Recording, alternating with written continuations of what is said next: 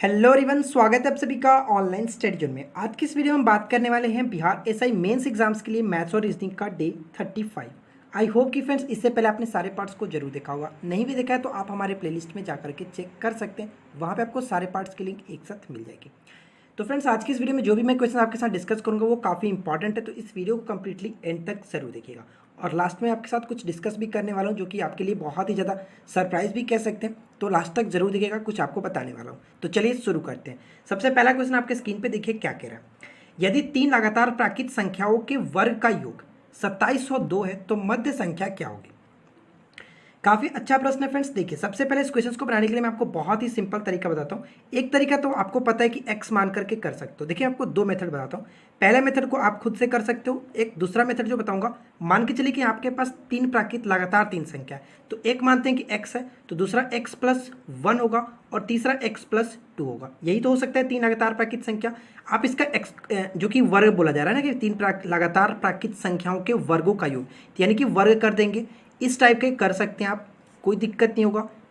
यानी फ्रेंड्स इतना के जोड़ का दिया गया 2702, इसको आप सॉल्व करोगे तो आपका राइट आंसर निकल के आ जाएगा x, और आप x+2 हमें ये वाला अंक निकालना, यानी कि बीचों बीच की संख्या निकालनी है। इतना नहीं करके मैं आपको एक तरीका बताता हूँ किस तरह से कर सकते हैं। उसके लिए मैं आपको ऑप्शंस के लिए चलेंगे, ठीक है। ऑप्शंस उठाते हैं। 29, 30 दिया गया, 31 दिया गया और आपका 32 दिया गया। ध्यान से देखिएगा मैं क्या कर रहा हूँ। ये हमारे पास ऑप्शंस दिए गए, ठीक है फ्रेंड्स। इस ऑप्शंस के थ्रू ले चलते हैं। क्वेश्चंस में ये पूछा गया कि मध्य संख्या क्या होगी, यानी कि ऑप्शंस में जो भी चीज़ दिए गए वो बीचों बीच की संख्या, यानी कि जो 3 संख्या हम लोगों ने मानी थी उसमें से बीचों बीच की संख्या। तो चलिए अगर मानते हैं कि 29 अगर बीचों बीच की संख्या होगी तो इसके जस्ट पहले 28 आएगा और इसके बाद 30 आएगा। इन तीनों के वर्गों का योग जो आना चाहिए वो लास्ट में 2702, यानी कि लास्ट में 2 आना चाहिए। क्लियर। तो ध्यान से देखिए, अगर 8 का स्क्वायर करते तो 8 8 64, लास्ट में 4 आएगा। 9 का स्क्वायर करते तो 9 9 81, 1 आएगा, और 0 का तो 0 होगा। अब इसको जोड़कर देखिए 4 1 5, यानी कि यूनिक डिजिट जो आएगा आपका लास्ट में 5 आएगा। तो हम कह सकते हैं कि हमें 2 लाना है, तो ऑप्शन आपका होगा नहीं। 29 तो कट गया, यानी ऑप्शन खत्म। अगर हम ऑप्शन 30 को उठाते हैं, अगर 30 उठाते हैं तो इससे पहले आपका 29 है, इसके बाद में आपका 31 होगा। Clear friends. अब इसको क्या कर सकते हैं, एक बार इसका स्क्वायर करके देखिए। 9 का स्क्वायर करेंगे यानी कि लास्ट में आपका 1 आएगा, 9 9 81, 3 का 0 हो जाएगा आपका, कोई दिक्कत नहीं। और यहाँ पे 1 1 करेंगे तो 1 का 1 आएगा। अब इसको ऐड करके देखोगे तो लास्ट में आपका 2 आ रहा है। अभी इतना ही पे आप आंसर ना टिक करें, आगे भी देख लेते हैं कि बाकी ऑप्शन में कोई ऐसा है कि नहीं। ठीक है, ये आपका हो गया। अब 31 को उठाते हैं। 31 को उठाते हैं तो 31 तो आपका बीचों बीच की संख्या होगी। इससे पहले आपका 30 दिया होगा और इसके बाद आपका 32 दिया होगा। ठीक है फ्रेंड्स, थोड़ा सा ऊपर कर लेते हैं। ध्यान से समझिएगा जो मैं आपको बता रहा हूँ। मान के चलिए कि 31 बीचों बीच की संख्या होती तो क्या होता, आपका 0 का यानी कि स्क्वायर करेंगे तो 0 ही होगा। उसके बाद क्या करेंगे फ्रेंड्स, 1 का स्क्वायर करेंगे तो 1 ही होगा, 2 का स्क्वायर करेंगे तो 4, इसको जोड़ोगे तो कितना होगा, ये 5 के बराबर आएगा। तो हम कह सकते हैं कि ये भी हमारा गलत है। अगर ऑप्शन डी को उतारे, यानी कि ये भी कट गया, ये भी कट गया हमारे पास, ये तो पॉसिबल हो रहा था, तो देखेंगे आगे और इसको देख लेते हैं। अगर लास्ट बीचों बीच की संख्या 32 होगी, इसके पहले 31 होगा और इसके बाद की जो संख्या होगी 33 होगी। इन तीनों का भी स्क्वायर करके देखते हैं। 1 का स्क्वायर करेंगे 1 ही आएगा, 2 का स्क्वायर करेंगे तो 4 आ जाएगा, 3 का स्क्वायर करेंगे तो 9 आ जाएगा। यानी फ्रेंड्स 9 1 10, 10 और 4 14, लास्ट में 4 आएगा। अब आप खुद बताइए कि हमें लाना था 2702, तो क्या आप पॉसिबल था किसी भी संख्या को करने के बाद पॉसिबल नहीं हो रहा है। सिर्फ और सिर्फ हमारा जो कि 30 बिल्कुल करेक्ट फॉलो कर रहा है। यानी कि अगर बीचों बीच की संख्या 30 होगी और पहले 29 बाद में 31, तो ये तीनों संख्याएं हैं जो कि आप इसको सॉल्व करते तो वही चीज़ आती, यानी x की वैल्यू 30 आता। तो कह सकते हैं इस क्वेश्चन को डायरेक्ट आप कर सकते हो, कोई दिक्कत नहीं है। तो फ्रेंड्स आई होप कि आपको ये चीज़ समझ में आ गई होगी। अगर आपको ये वीडियो पसंद आ रही हो तो प्लीज़ वीडियो को लाइक ज़रूर करें। चलिए बढ़ते हैं अगले क्वेश्चन की तरफ। क्वेश्चन नंबर 2 में क्या कह रहा है कि एक 4000 रुपये की राशि चक्रवृद्धि ब्याज की एक निश्चित दर से 1 वर्ष में 6000 रुपये हो जाती है। देखिए फ्रेंड्स, जब भी राशि हो जाती है तो वो क्या होता है, मिश्रधन होता है। और बात 1 वर्ष की जा रही है तो 1 वर्ष का चक्रवृद्धि ब्याज हो या फिर साधारण ब्याज, दोनों एक ही होता है। तो हम यहाँ पे चक्रवृद्धि ब्याज ना मान करके उसको साधारण ब्याज के रूप में भी निकाल सकते हैं, कोई दिक्कत नहीं होगा। तो चलिए हम यहाँ पे क्या करते हैं कि 1 वर्ष का साधारण ब्याज के अकॉर्डिंग निकाल लेते हैं कि हमारे यहाँ पे दर क्या होगा, रेट क्या होगा। तो 1 वर्ष की बात की जा रही है तो हम ये कह सकते हैं कि 4000 रुपये जो था वो 6000 रुपये हो जा रहा है, तो मिश्रधन हो रहा है। तो आपको पता है फ्रेंड्स कि जो साधारण ब्याज होता है वो क्या होता है, मिश्रधन माइनस मूलधन। तो 6000 में से 4000 को घटाएंगे तो हमारे पास जो कि साधारण ब्याज निकल जाएगा 2000 रुपये।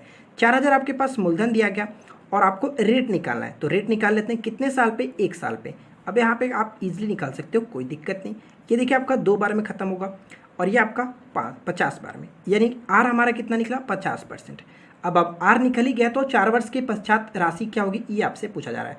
अब आप 4 वर्ष के निकालना है तो आप यहाँ पे क्या निकालो, ईजिली आप निकाल सकते हो कि अमाउंट इक्वल टू क्या होता है p into 1 plus r upon में 100 के पावर में 4 करेंगे क्योंकि 4 वर्ष का निकालना है। क्लियर फ्रेंड्स, पी हमारे पास ऑलरेडी 4000 दिया गया था तो हम ये 4000 इसको लिख लेता हूँ। अब देखिए यहाँ पे आपका 50 लिखना है यानी कि 50/100 करेंगे तो 1/2 और 1/2 को आप यानी कि आधा को 1 में जोड़ोगे तो 3/2, इसके पावर में 4 लिख सकते हैं। इसके बाद आप 4000 लिख लो और इसके बाद देखिए फ्रेंड्स 3 के पावर 4 को करेंगे तो कितना हो जाएगा 81 और 2 के पावर 4 करेंगे तो 16, कोई दिक्कत नहीं। अब इसको हम सॉल्व करेंगे तो हमारा अमाउंट निकल के आ जाएगा। तो इसको भी सॉल्व करके देख लेते हैं इजीली कैसे करेंगे।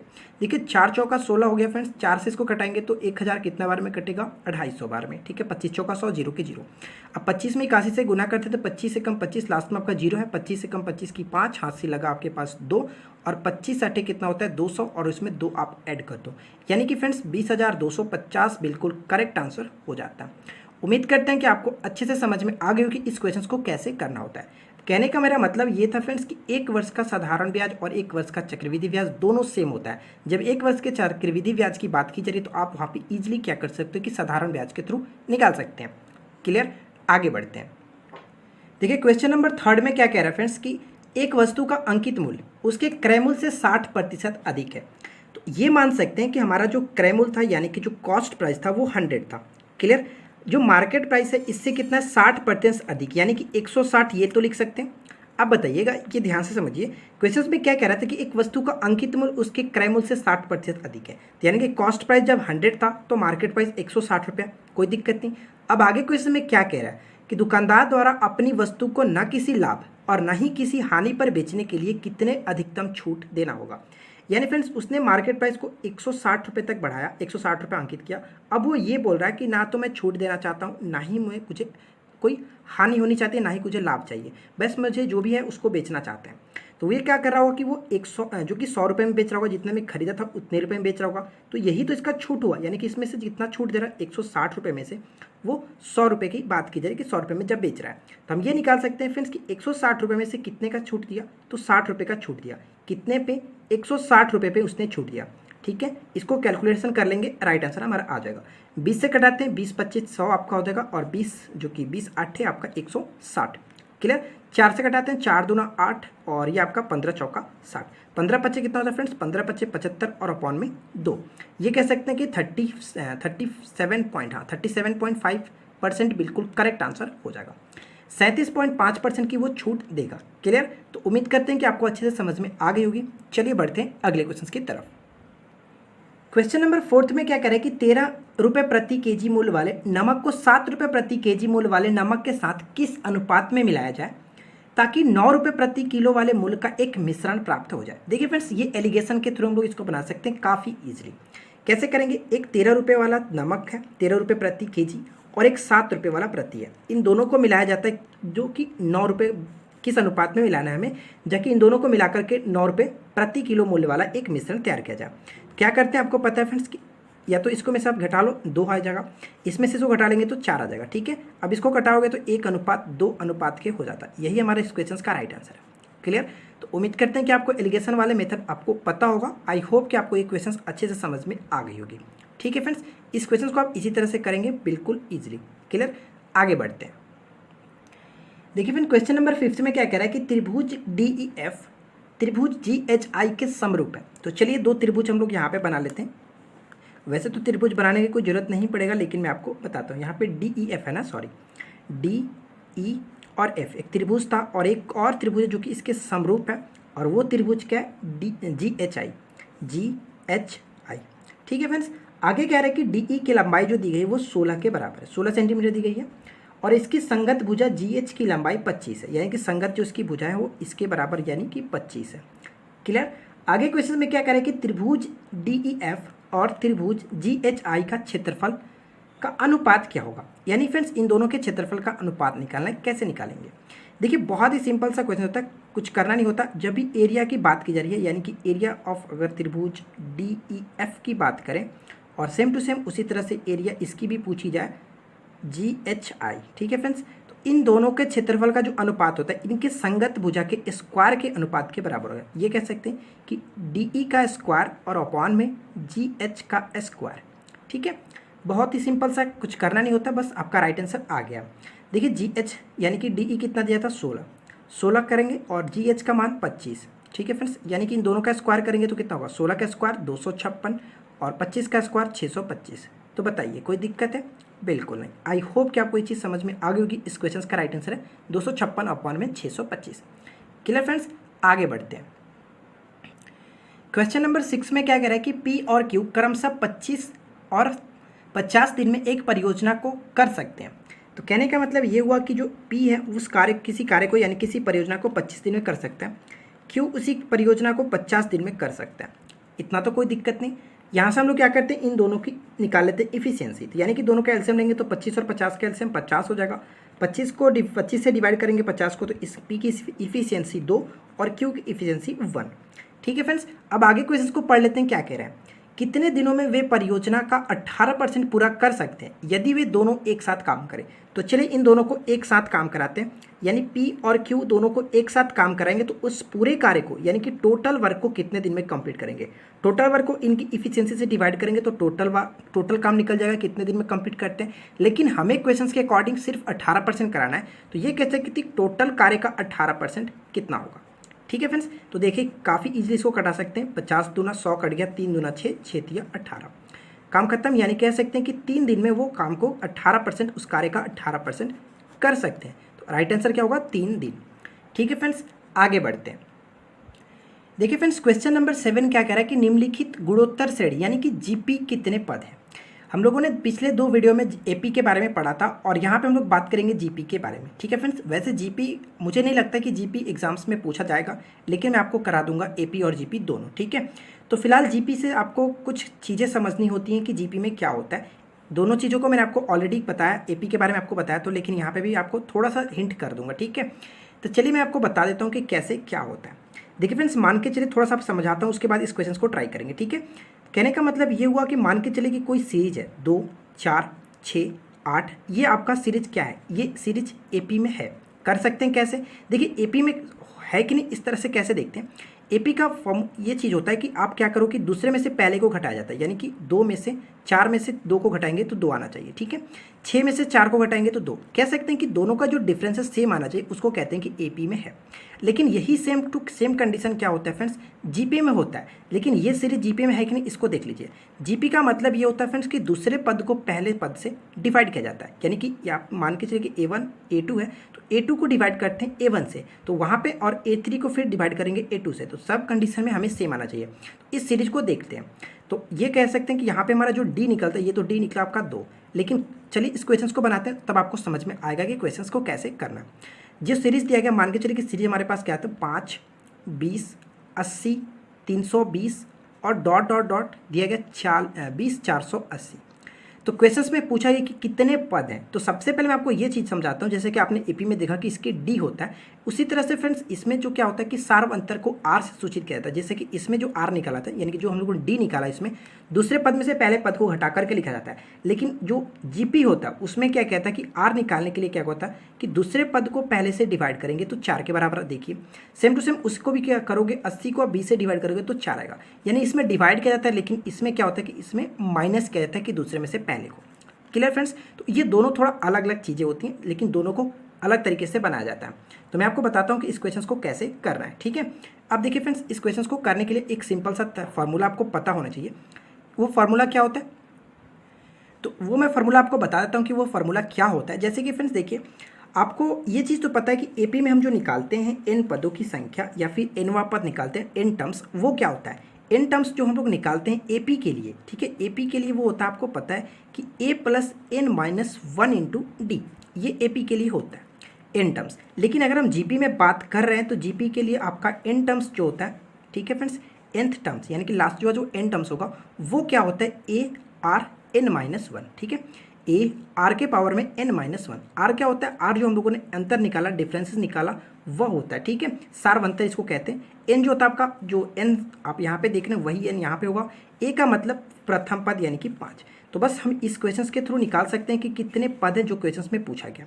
तो n के जगह पे हमें पता नहीं है कि n क्या है, क्योंकि हमें n निकालना है, लेकिन लास्ट टर्म है ये, तो हम लास्ट टर्म को ये मान सकते हैं कि लास्ट टर्म कितना है। तो देखिए n टर्म्स हमारा कितना था फ्रेंड्स, लास्ट टर्म 20,480, a कितना दिया गया 5।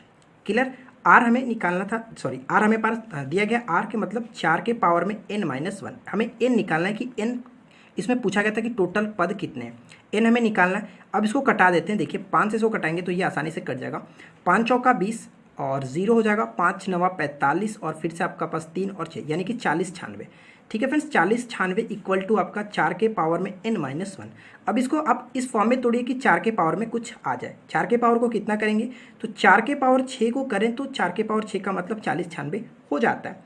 अब 4 के पावर n-1, जब नीचे का बेस सेम है तो पावर भी आपका सेम हो जाएगा, n माइनस में 1। ठीक है फ्रेंड्स, तो इसको हम इस तरह से भी लिख सकते हैं, n-1 इक्वल टू, यानी कि n इक्वल टू क्या होगा, 6 को इधर ला, 6 को वहीं छोड़कर -1 को लेफ्ट में ला देंगे तो 6 + 1, n की वैल्यू जो कि वो 7 के बराबर होगा। ठीक है, तो इस क्वेश्चन का राइट आंसर n जो होगा, यानी कहने का मतलब ये हुआ कि इसमें जो टर्म्स हो गया, इसमें जितने भी टर्म्स है, लास्ट वाला जो टर्म्स दिया गया उस टोटल टर्म्स में अगर देखें तो n की वैल्यू जो कि वो 7 होगी।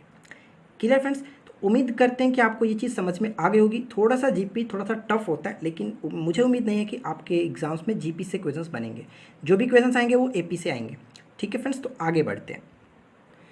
क्वेश्चन नंबर 8 को देखिए क्या कह रहा है कि उस सबसे बड़े त्रिभुज का क्षेत्रफल वर्ग एककों में कितना होगा जो x त्रिज्या वाले एक अर्धवृत्त में उत्कीर्ण किया जा सके। क्वेश्चंस को ध्यान से पढ़िएगा, क्या कह रहा है कि सबसे बड़े त्रिभुज का क्षेत्रफल क्या होगा जो कि एक अर्धवृत्त में बनाया गया। तो ये मान सकते हैं कि अर्धवृत्त ये हो गया। ठीक है फ्रेंड्स, एक अर्धवृत्त हम लोगों ने बना लिया। सेमी सर्कल, सेमी सर्कल में सबसे बड़ा त्रिभुज क्या बन सकता है, इसके बीचों बीच ये आपका, इसके टोटल व्यास पे हम इसके बेस को बना सकते हैं, यही हमारा सबसे बड़ा त्रिभुज बनेगा। ठीक है फ्रेंड्स, तो इसकी त्रिज्या कितनी दी गई थी, r दी गई थी। क्लियर, तो इसका टोटल जो व्यास होगा वो 2r के बराबर है, कोई दिक्कत नहीं, यानी कि ये आपका टोटल व्यास हो गया त्रिभुज के लिए, ये आपका जो कि बेस हो जाएगा। ठीक है, आधार हो जाएगा। ये आपका ऊंचाई अगर बात करें तो कितना होगा, ऊंचाई भी तो आपका r के बराबर ही होगा ना, r नहीं यहाँ पे x दी गई थी ना, सॉरी x मान लेते हैं, x दिया गया था। क्लियर फ्रेंड्स, देखिए ऊंचाई भी तो आपका x ही हो जाएगा, क्योंकि जो आपका रेडियस है वही तो इसका हाफ सर्किल का ये भी आपका ऊंचाई होगा। तो ये कह सकते हैं कि त्रिभुज का क्षेत्रफल क्या होता है। तो त्रिभुज का क्षेत्रफल हमें निकालना है, तो फ्रेंड्स ये लिख सकते हैं कि 1/2 इंटू आधार होता है आपका, आधार टोटल कितना हो जाएगा, ये मान लेते हैं कि a b और c। क्लियर, यानी कि ए बी आपका टोटल आधार, और ऊंचाई अगर माने तो ये आपका डी मान लेते हैं, यानी कि ऊंचाई आपका सी डी हो जाएगा। यही तो त्रिभुज का क्षेत्रफल होता है कि 1/2 आधार गुने ऊंचाई।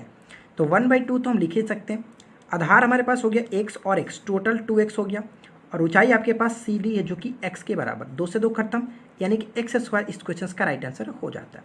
ठीक है फ्रेंड्स, तो उम्मीद करेंगे आपको अच्छे से ये समझ में आ गई होगी। चलिए आगे देखते हैं। देखिए क्वेश्चन नंबर 9 में क्या कह रहा है कि सोमवार, मंगलवार तथा बुधवार का औसत तापमान जो है वो 30 डिग्री सेल्सियस था। देखिए इस क्वेश्चन को बनाने का मैं आपको अलग से तरीका बताता हूँ, शायद आप इस क्वेश्चन को थोड़ा सा अलग तरीके से बनाते होंगे। मंडे, ट्यूसडे और फ्रेंड्स कितना दिया गया आपके पास, वेडनेसडे, यानी कि सोमवार, मंगलवार और बुधवार का जो औसत तापमान है वो 30 डिग्री सेल्सियस था। औसत था, हम लोगों ने टोटल इसको करेंगे तो कितना होगा, 30 गुने 30, कोई दिक्कत नहीं। आगे क्या कह रहा है कि मंगलवार, बुधवार तथा बृहस्पतिवार, यानी फ्रेंड्स ये कह सकते हैं कि ट्यूसडे, वेडनेसडे और थर्सडे, ठीक है, इन तीनों की जो औसत दी गई थी वो कितनी दी गई थी, 33 डिग्री सेल्सियस। तो यानी कि टोटल करेंगे तो 33 गुने आपका 3 हो जाएगा। क्लियर फ्रेंड्स, अब मैं आपको जो चीज़ बताता हूँ उस चीज़ को ध्यान से समझिएगा। आपको गुना करने के लिए मैं नहीं बोल रहा हूँ, ध्यान से समझिएगा। अगर मैं बोलूँ कि दूसरे में से पहले को घटा लो तो क्या होगा, यानी फ्रेंड्स सेकंड वाले इक्वेशन मान के चलिए कि सेकंड इक्वेशन से फर्स्ट वाले को घटाएंगे तो आपका ये दोनों खत्म हो जाएगा, यानी कि जब घटाएंगे तो ये आपका खत्म हो जाएगा और आपके पास बचेगा थर्सडे माइनस मंडे। घटाने की बात कीजिए तो इसलिए थर्सडे माइनस मंडे, इधर क्या हो जाएगा 3 कॉमन ले लेंगे और 33 माइनस 30 आपका इस फॉर्म में हो जाता है। ठीक है फ्रेंड्स, ध्यान से समझिएगा। थर्सडे हमें निकालना है, मंडे की वैल्यू आपके पास दी गई कि यदि सोमवार का तापमान 32 डिग्री सेल्सियस था तो 32 डिग्री सेल्सियस हम लोगों ने मंडे के जगह पे रखा। देखिए 33 में से 30 जाएगा तो 3 बचेगा और 3 तिया 9, कोई दिक्कत नहीं। यानी कि थर्सडे की वैल्यू निकालोगे तो आप कितना होगा, 9 प्लस में 32, तो कह सकते हैं कि 41 डिग्री सेल्सियस बिल्कुल करेक्ट आंसर हो जाता है। ठीक है, कुछ लोग क्या करते हैं इसमें गुना कर देंगे, तो गुना करने की जरूरत नहीं है, बस आप यहाँ देखिए कितना ईजिली काम हो जाएगा। ठीक है फ्रेंड्स, अगर आपको वीडियो पसंद आ रही हो तो प्लीज़ वीडियो को लाइक ज़रूर करेंगे। क्लियर, आगे बढ़ते हैं। क्वेश्चन नंबर 10 देखिए क्या दिया गया, काफ़ी अच्छा प्रश्न है और x की वैल्यू दी गई है फ्रेंड्स 2 प्लस में √3 और हमसे पूछा है कि √x+1 में √x की वैल्यू क्या होगी। इस क्वेश्चन को बनाने के लिए मैं आपको बताया था, अगर आपने हमारे अलजेब्रा वाले वीडियो को देखा है तो आपको पता होगा इस क्वेश्चन को कैसे किया जाता है। तो चलिए मैं आपको बताता हूँ कि अगर आपने नहीं देखा है तो मैं आपको लिंक डिस्क्रिप्शन में दे दूंगा, आप वहाँ से पे चेक कर लीजिएगा। ठीक है, पार्ट 1 पार्ट 2 दोनों को देख लीजिएगा, अलजेब्रा के सारे क्वेश्चन आपको अच्छे से क्लियर हो जाएंगे। देखिए फ्रेंड्स, आपके पास दिया गया इतना और हमें इतने की वैल्यू निकालनी है, तो मैं आपको ये बोल सकता हूँ कि आप रूट में ना जाकर के रूट से बाहर निकल जाओ। इतनी की वैल्यू मान लेते हैं कि पी के बराबर कोई वैल्यू आएगी। अब यहाँ पे क्या करते हैं कि दोनों तरफ हम स्क्वायर कर लेते हैं, तो बोथ साइड स्क्वायर करेंगे तो कुछ कंडीशन इस टाइप का हो जाएगा, कोई दिक्कत नहीं। ठीक है, दोनों तरफ हम लोगों ने स्क्वायर कर लिया। ए प्लस बी का होल स्क्वायर तोड़ेंगे तो एक्स प्लस आपका 1/x हो जाएगा और प्लस में 2 हो जाएगा, क्योंकि 2ab होता है, ये आपका खत्म हो जाएगा 2। राइट साइड में p², इसमें कोई छेड़छाड़ नहीं। अब इसको क्या कर सकते हैं कि आप 2 को उधर भेज दो, 2 को भेजो या फिर ना भेजो, चलो नहीं भेजते हैं। x की वैल्यू को लिखते हैं कितना, 2 प्लस में √3। ठीक है फ्रेंड्स, 1/x करेंगे, यानी कि अगर x बराबर 2 प्लस √3 दिया गया और 1/x करेंगे तो क्या होता है, आपको पता है कि हर परिमेय करेंगे यानी कि रेशनलाइजेशन करेंगे तो आपका माइनस में हो जाता है। ठीक है फ्रेंड्स, माइनस में हो जाएगा और प्लस में 2 का 2 यहीं पे, कोई दिक्कत नहीं। p² ज्यों का त्यों, माइनस प्लस खत्म, 2 4 6 यानी कि 6 बराबर p² हो जाता है। तो ये कह सकते हैं फ्रेंड्स कि p की जो वैल्यू होगी वो √6 के बराबर होगा। इस क्वेश्चन का राइट आंसर यही है। और p हम लोगों ने क्या माना था, तो p के मान माना था हम लोगों ने √x+1/√x इक्वल टू 6, √6। तो यही तो इस क्वेश्चन का राइट आंसर है। क्लियर फ्रेंड्स, तो उम्मीद करते हैं कि आपको आज की मैथ्स के सारे क्वेश्चन अच्छे से समझ में आ गई होगी। अगर आपको ये वीडियो पसंद आ रही हो तो वीडियो को लाइक ज़रूर करेंगे। अब बात करते हैं रीजनिंग के क्वेश्चंस की। क्वेश्चन नंबर 11 में क्या कह रहा है कि 9*4 के बराबर जो कि वो 26 लिखा गया। कैसे कैसे लिखा गया, चलिए इसको देख लेते हैं। 9*4 बराबर 26 लिखा गया। उसके बाद फ्रेंड्स क्या किया गया, 4*4 बराबर जो कि 16 के बराबर लिखा गया। तो सबसे पहले इसी पैटर्न को समझ लेते हैं क्या किया गया। देखिए फ्रेंड्स, 9 और 4 को जोड़ोगे तो कितना होगा, 13, 13 दूना 26, यानी कि डबल करके लिखा गया। ठीक है, उसी तरह से हमसे पूछा क्या गया, 5*2। ठीक है फ्रेंड्स, 5*2 का मतलब क्या होगा, तो क्या कर सकते हैं, 5 और 2 7, 7 में 2 से गुना कर देंगे तो कितना होगा, 14, यानी कि इस क्वेश्चन का राइट आंसर क्या, 14 बिल्कुल करेक्ट आंसर हो जाता है। सबसे पहले रीजनिंग को आप खुद से कोशिश करेंगे बनाने का। ठीक है, उसके बाद हमारे सॉल्यूशन को आप देखिएगा। देखिए फ्रेंड्स, 12 नंबर क्वेश्चन में क्या कह रहा है, एक पंक्ति में मोहिनी बाएं से 23वें स्थान पर है। ठीक है फ्रेंड्स, यानी कि जब वो लेफ्ट से वो 23वें स्थान पर है। क्लियर, अगर वो बात करें कि दाएं से उसका स्थान जो कि 37वां हो जाता है, अगर राइट साइड से बात करें तो वो 37वें स्थान पे। तो पूछ रहा है कि पंक्ति में कुल कितनी लड़कियां हैं। तो आपको पता है कि कुल निकालने के लिए, टोटल निकालने के लिए होता है क्या है, लेफ्ट प्लस राइट और माइनस में 1, ये तो उसका फॉर्मूला होता है। तो टोटल हम लोग जोड़ लेते हैं 23 + 37 और माइनस में 1। ठीक है फ्रेंड्स, तो ये करेंगे तो कितना होगा, 60 और माइनस में 1 होगा। तो यानी कि इस क्वेश्चन का राइट आंसर क्या है, 59 उस पंक्ति में यानी कि उस लाइन में जो कि 59 लड़कियां मौजूद थी। क्वेश्चन का राइट आंसर होगा 59। क्लियर, आगे बढ़ते हैं। क्वेश्चन नंबर 13 में क्या दिया, आपके पास एक सीरीज दिया गया और आपको इसको बताना है कि इसमें मिसिंग नंबर क्या होगा। तो चलिए इसको मिसिंग नंबर निकालते हैं, 16। तो फ्रेंड्स देख सकते हैं कि इस पैटर्न को कैसे किया गया। तो सबसे पहले आपने खुद से कोशिश किया होगा, उम्मीद करते हैं। तो देखिए, इस पैटर्न को फॉलो करने के लिए ये किया गया कि इन सभी को जोड़ करके 90 लिखा गया। ठीक है फ्रेंड्स, यानी कि 6 6 12, 12 और 8 20 का 0 और 2, 3 3 6 1 7 और 2 9, यानी कि टोटल को जोड़ करके 90 लिखा गया। इस तरह से भी करके देख लेते हैं। देखिए फ्रेंड्स, 25 और 16 को जोड़ेंगे तो कितना होगा, 41, और 41 में 49 को जोड़ेंगे तो ये भी 90 के बराबर आता है। ठीक है, उसी तरह से इसमें करेंगे, 64 और 6 को जोड़ेंगे तो 70, 70 में कितना जोड़े कि 90 आ जाए, तो 20 जोड़ेंगे तो 90 आ जाएगा। तो कह सकते हैं कि इस क्वेश्चन का राइट आंसर क्या होगा, मिसिंग नंबर 20 बिल्कुल करेक्ट हो जाता है। ठीक है, आगे बढ़ते हैं। देखिए क्वेश्चन नंबर 14 क्या कह रहा है कि बी सी से बड़ा है। तो चलिए बी को मान लेते हैं कि वो सी से बड़ा है, इसलिए ऊपर में रखते हैं। ठीक है, जो भी बड़ा रहता है उसको ऊपर में लिखते हैं, किंतु डी जितना बड़ा नहीं, यानी कि डी जो है वो बी से बड़ा है, यानी कि डी ऊपर में रख देते हैं। उसके बाद क्या कह रहे हैं फ्रेंड्स, ई बी जितना बड़ा नहीं है, यानी ई जो है वो बी से कहीं ना कहीं छोटा है। लेकिन ये तो नहीं क्लियर कर रहा है कि ई से सी से बड़ा या छोटा। तो हम ये मान सकते हैं कि फ्रेंड्स इन दोनों में कोई डिफरेंस, इन दोनों में हमें क्लियर नहीं हो रहा, लेकिन ये तो पता है कि बी से नीचे ही होगा। ठीक है, बी से नीचे होगा, लेकिन इसमें हम दोनों में कोई भी यहाँ पे कंडीशन नहीं दिया गया। लेकिन आगे क्वेश्चन में क्या कह रहा है कि हमें ये बताना है कि इनमें सबसे बड़ा कौन है। तो सबसे बड़ा हमसे मतलब ऊपर में जो सबसे बड़ा होगा, राइट आंसर हो गया डी, बिल्कुल करेक्ट। ठीक है, सबसे बड़ा है ऊपर में। आगे देखते हैं। क्वेश्चन नंबर 15 में आपके पास एक सीरीज दिया गया और इस सीरीज को हमें भरना है। तो चलिए मैं सबसे पहले सीरीज को बना लेता हूँ। तो देखिए फ्रेंड्स, सीरीज हम लोगों ने बना लिया और हमने आपको बताया एक बार इस टाइप के क्वेश्चंस को कि सबसे पहले आप इसको गिन लो कि टोटल कितना होता है। तो ये गिन कर देखोगे तो ये टोटल 15 दिया गया। ठीक है फ्रेंड्स, टोटल 15 है। तो मैंने आपको ये भी बताया था कि जब 15 आता है इस टाइप के तो इसको इक्वली भागों में डिवाइड कर देते हैं। तो 15 को इक्वली भाग में बांटेंगे तो या तो 3 और या तो 5। तो मैं आपको रिकमेंड करूंगा कि सबसे ज़्यादा भागों में बांटिए। तो देखिए 5 भागों में बांटते हैं, 1 2 3 4 5। ये आपका 5 भाग, 1 2 3 4 5, यहाँ पे 5 भाग, ये आपका 5 भाग में बट गया। अब इस सीरीज को आप इजीली कर सकते हो। देखिए कैसे, कहने का मतलब ये हुआ फ्रेंड्स, आप यहाँ पे देखिए, अगर इस सीरीज को देखें तो ए के बाद डबल बी आता है, ए के बाद डबल बी, तो यहाँ पे भी कर सकते हैं।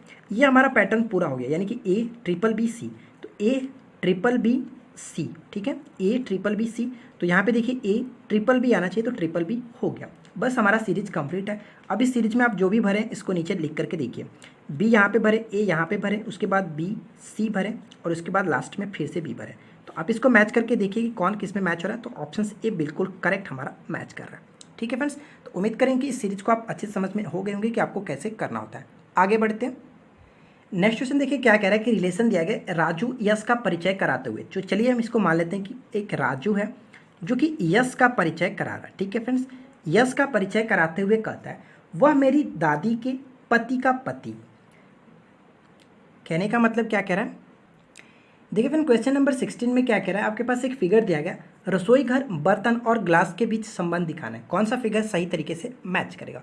तो आपको पता है कि जो बर्तन और ग्लास होते हैं वो रसोई घर के अंतर्गत आते हैं। तो ये सबसे पहले तो आपको क्लियर हो गया होगा कि रसोई घर के अंतर्गत ही दोनों आते होंगे। तो बर्तन के अंदर ही तो ग्लास आता है। तो ये कह सकते हैं अगर आपका ये रसोई घर है, ठीक है, रसोई घर है, तो इसके अंदर जो दोनों आएंगे यानी कि बर्तन आएगा, बर्तन के अंदर ही ग्लास आएगा। ठीक है, तो ये कह सकते हैं कि हमारा जो पैटर्न बी है बिल्कुल करेक्ट तरीके से फॉलो करता है। उम्मीद करेंगे कि आपको अच्छे समझ में आ गई होगी। तो फ्रेंड्स आज की इस वीडियो में हम लोगों ने इतने सारे क्वेश्चंस रखे हैं। ठीक है, और जो मैं आपको बताना चाहता था वो मैं आपको ये बताना चाहता था कि अगर आप लोग जैसे कह रहे थे कि 100 क्वेश्चंस का सेट लाया जाए, तो मैं आपके इस जो कि आपके इस विचार पर मैं सहमत हूँ और मैं इस प्रोजेक्ट पर कार्य कर रहा हूँ फ्रेंड्स कि आपको 100 क्वेश्चंस का सेट बहुत जल्द प्रोवाइड कराऊँगा। ठीक है, तो उसमें 10 सेट होंगे और वो आपको फ्रेंड्स पैड करके लेना होगा। ठीक है, क्योंकि उसके लिए मैं आपको कुछ प्राइस लगाऊंगा, कुछ ज़्यादा अमाउंट नहीं होगा, बहुत ही कम अमाउंट होगा और उसमें 10 सेट होंगे और वो आपको अच्छे तरीके से पूरे एग्जाम्स के टाइप का जो भी आप सेट के देखते हैं 50-50 क्वेश्चंस का हम लोग सेट लगाते हैं रेगुलर, उसी टाइप के क्वेश्चंस उसमें भी प्रोवाइड कराए जाएंगे। तो बस आपको कुछ दिन और वेट करने हैं और उसके बाद मैं आपको इसको 10 सेट का एक PDF दे दूंगा, जिसकी वजह से आपको इसके लिए थोड़ा सा कुछ अमाउंट पे करना होगा। बाकी चीज़ें मैं आपको बाद में बताऊंगा अलग वीडियो बनाकर। तो फिलहाल इस वीडियो में इतना ही, मिलते हैं नेक्स्ट वीडियो में। Thanks for watching, keep learning, have a good day.